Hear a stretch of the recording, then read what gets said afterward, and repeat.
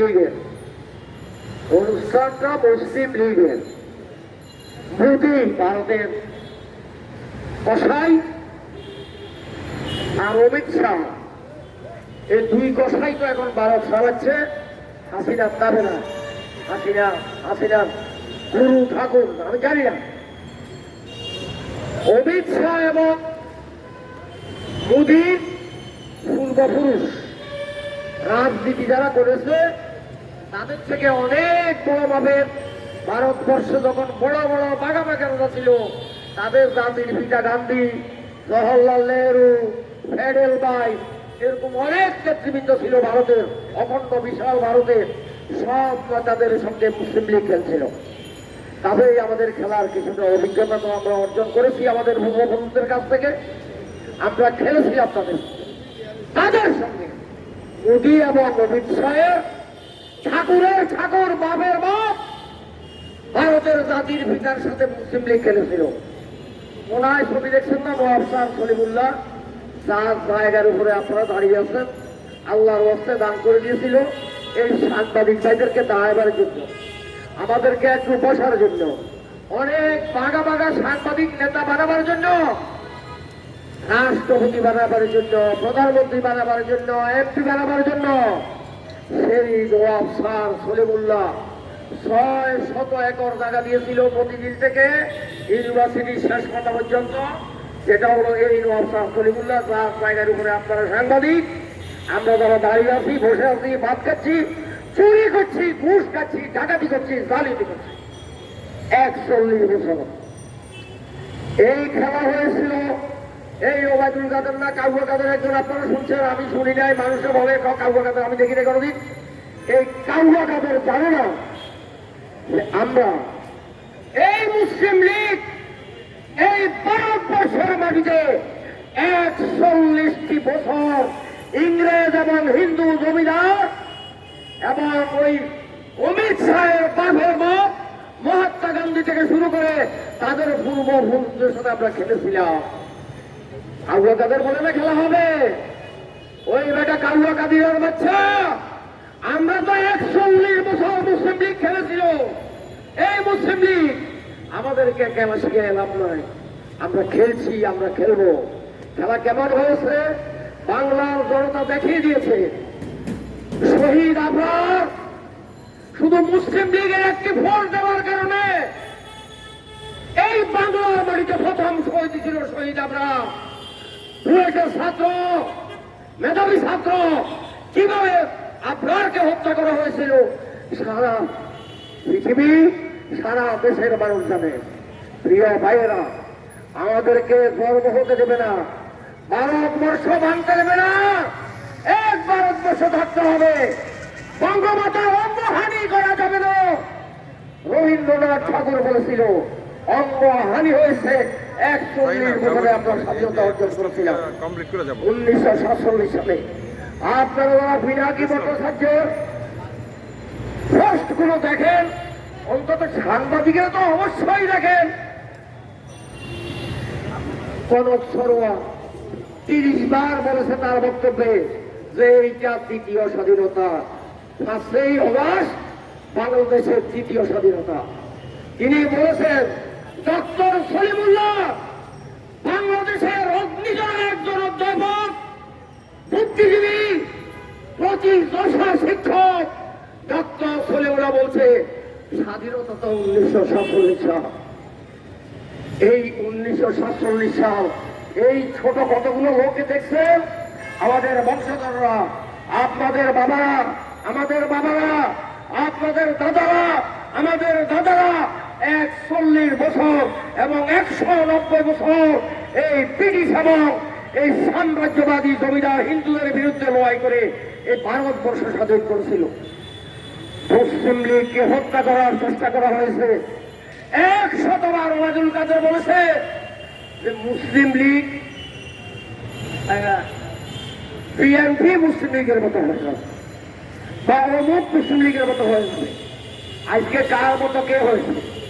জাতীয় প্রেস ক্লাবের সামনে নবাব সলিমুল্লাহর জায়গায় পা রেখে 50 জন সাংবাদিককে সামনে রেখে মাইকের আওয়াজ যতটুকু যাচ্ছে, কয়েক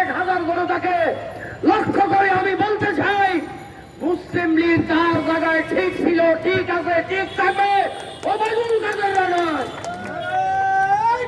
ওবায়দুল কাদেররা ইতিহাসের রাস্তা ধরে চলে গেছে।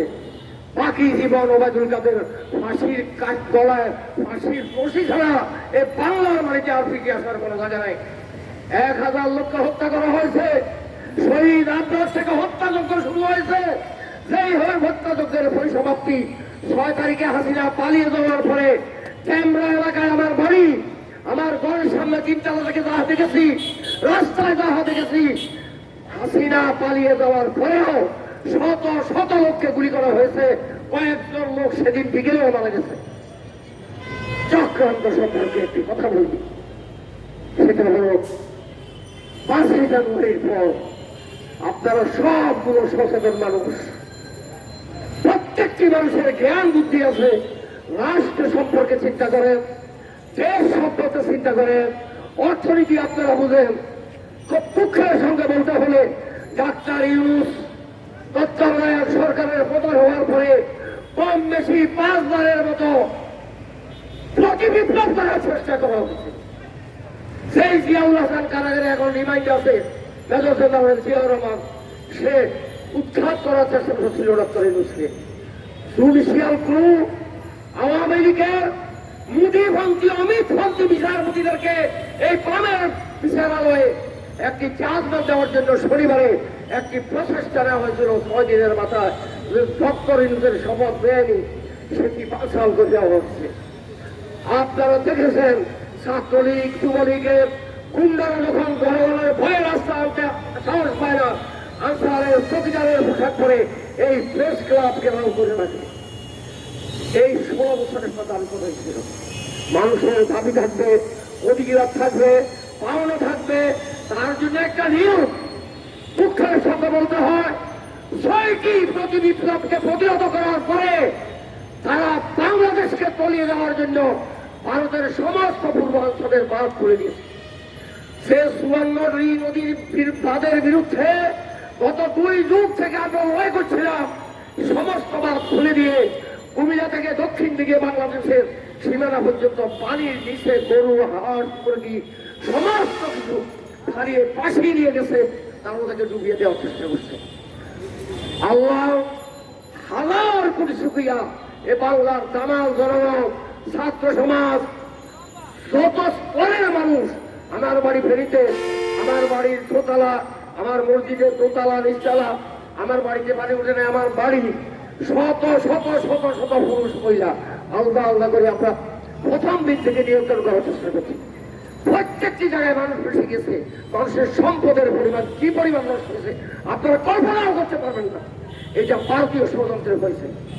ঠিক জনগণ যখন জনগণকে বাঁচিয়েছে, বিশ্বাস ছিল যে 1 লক্ষ লোককে ফাঁসিয়ে নিয়ে যাবে। গরু, ছাগল, মহিষ, হাঁস, মুরগি সমস্ত বঙ্গোপসাগরে চলে গেছে। মুসাফুরের কয়েকশো কোটি টাকার একটা ব্রিজ, সে ব্রিজটি পুরো ব্রিজ থেকে ½ কিলোমিটার নিয়ে সমস্তটা ব্রিজ শুদ্ধ হারিয়ে নামিয়ে চলে গেছে। খুব দুঃখের সঙ্গে বলতে হয়, তারই যখন ওইটাও ব্যক্ত হচ্ছে, উঠে লক্ষ লক্ষ হত্যা মারতে পারে নাই, বাড়িতে বাসাইতে পারে নাই, জনগণকে উদ্ধার করেছে, অনেক কিছু করেছে। আপনারা এগুলো দেখছেন সংবাদপত্রে, আপনারা জানেন। তারপরে ফারাক্কার 109 টিকিট একসাথে ঘুরে দিয়েছে। আজকে রাজশাহী থেকে নাটোর পর্যন্ত সমস্ত উত্তর পশ্চিমবঙ্গ, দক্ষিণ পূর্ববঙ্গ আগে বাসিয়ে দিয়েছে। ভারত আমাদের অনেক নেতারা বলতেছেন মুসলিম লীগ বেঁচে আছে।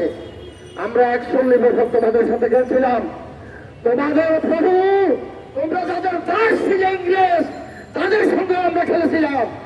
আমরা সেই পূর্বপুরুষের খেলোয়াড়দের বংশধর, আমরা খেলবো। ওবায়দুল কাদের মতো 71 সালে আমরা পালিয়ে যাই নাই। গত 15 বছরের গুম হত্যা, আমার বিরুদ্ধে 4টি মামলা মিরপুর থানায় করা হয়েছে।